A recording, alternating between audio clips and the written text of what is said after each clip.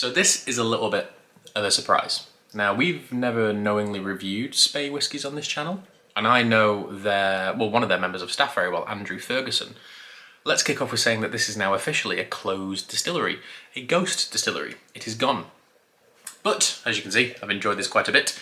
Andrew sent me a bottle of this and wanted to get my views and my thoughts on it, and I can tell you that it's pretty damn good. So this is a 12-year-old SPEY whiskey at cask strength, so we're coming in at what, 57.6% ABV? It's got an additional 120-hour fermentation. That's not 120 hours extra, it's just 120-hour fermentation. It's a little bit longer than their regular one. It's in bourbon barrels for a good chunk of its life. And then this is where my pronunciation gets terrible. It is then finished in Brume Doree casks. Definitely said that wrong. What that means is, as the barrel's being charred, and it's a French oak cask, there's a light mist of water going around at the same time. So you've got this very unusual damp heat thing occurring. I need to look at the box to get this. It's coopered by France's esteemed Tonellerie Quintessence. Again, said that wrong. But nonetheless, I am not French, I am from Manchester, but this is an excellent bottle of whiskey. So much so that there's another one up there somewhere that you probably can't see. It's natural colour, it's non-chill filtered, and French oak has been a bit of a revelation recently, I must say. We've had a lot of interesting French oak releases this year, and here we have this in this glass. Look at this colour. Stunning colour. It's like iron brew. Now, what attracted me to this whiskey first was the insane amount of sweetness that exists on the nose. It is this amazing combination of like crème de cassis, loads of vanilla, loads of custard, loads of these big, beautiful, bountiful, earthy Madagascan vanilla profiles. Then that crème de cassis pops up a little bit. You get black currant and blackberry. There's even like a blueberry note to this.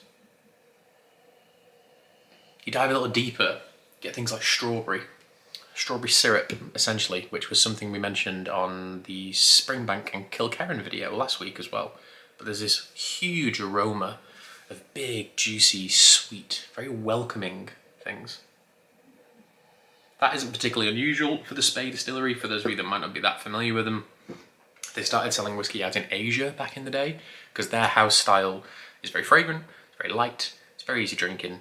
Although last year, or perhaps the year before, but I want to say last year, they did release a bottle called the Trilogia, which was one of the most interesting bottles of whiskey I'd ever tried. It was peated stock, and 3 different types of their whiskey, all finished in a port barrel. Not a big port cask guy, but honestly, it was brilliant, and it retails for about £60. It's very, very good. This, on the other hand, is a run into something a little different, a cask strength whiskey, and as you can see on the front there, it does have this sort of golden mist title going on. Apologies for that light, it's very bright. But that nose is all of the beautiful dessert, custardy, jammy, fruity things. But the crème de cassis note, like, it's very rare to get a whiskey that smells like blackberry, or blackcurrant, I should say.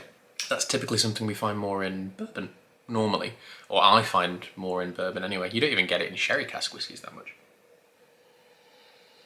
But you could nose this as a perfect, like, dessert alternative, post-dinner, just delicious. But let's taste it, and we'll talk about where that's at.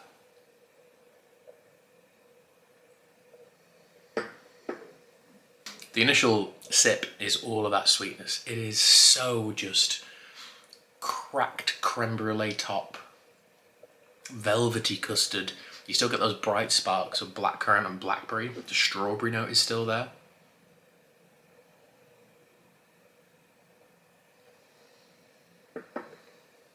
I'll be honest, you do not feel this cask strength element at all. There's a little bit of fizz just around the sides of your tongue, but there is not something that would indicate that this is a nearly 60% ABV whiskey at 12 years old. That 120-hour fermentation's assisting with all of those big fruity notes. You've got this wonderful caramelized style of French oak. It's just an utter delight. And after the day I've had today, this is going down an absolute storm.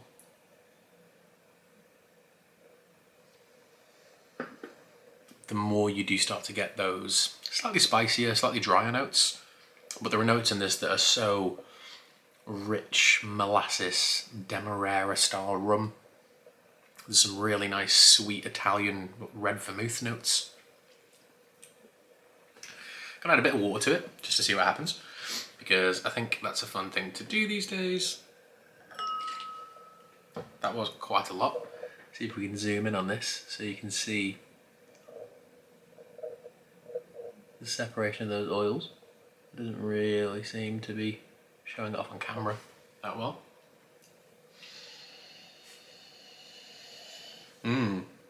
More gristy now, like barley grists, malted barley.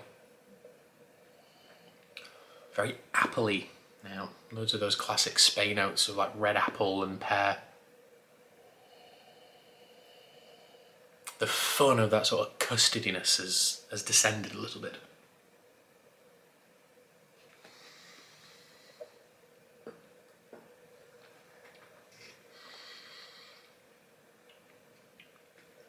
Texturally it becomes a little chewier.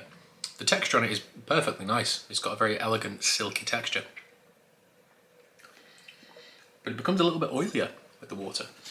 Something that I must say this is extremely comparable to, and actually I would say, in my opinion, is more interesting, even though we haven't reviewed it yet, and probably never will because I'm not going to buy it, is the Macallan 12 110 proof.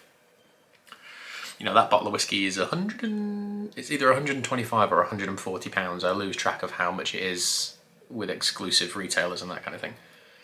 This is like 67 or 70 pounds a bottle. Cask strength, fun cask finish, a distillery that a lot of people still haven't actually tried. So, you know, for half the money, if not a little bit more, this is pretty tasty. Ooh, the finish now is all just like short crisp pastry and like sweet pastry cases.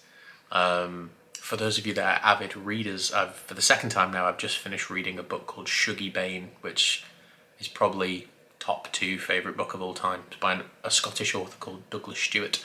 And in the final chapter of that book, Shuggie and his friend Leanne are under a bridge eating these strawberry tarts, and you can envisage them. He's such a wordsmith, but you've got a little pastry case with cream and then the sliced strawberries with like the red syrup on top of them.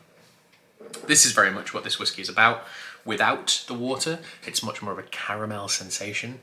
But I really dig this. It's really tasty. It's really approachable. It's a relatively affordable, interesting cask strength Speyside whiskey release. And from a distillery that doesn't exist anymore. They are moving the distillery just up the road, so it'll be the same stills, but it will be a different name. I think that name has actually been published now, but I've forgotten what it is. But I'm going to give this a solid 8.5 out of 10. It's absolutely delicious, and if you have a bit of a sweet tooth when it comes to whiskey, and you want something at cask strength, this is an absolute must for you. But thank you all for watching. This is the SPEY 12 Brume Doree, or the Golden Mist, as I should have called it. And that is a solid 8.5 out of 10. I will see you all next week for an absolute monster of a bottle that I am surprised no one else has reviewed yet. Ardnahoe cask strength, which might have the best labelling I've ever seen in my life.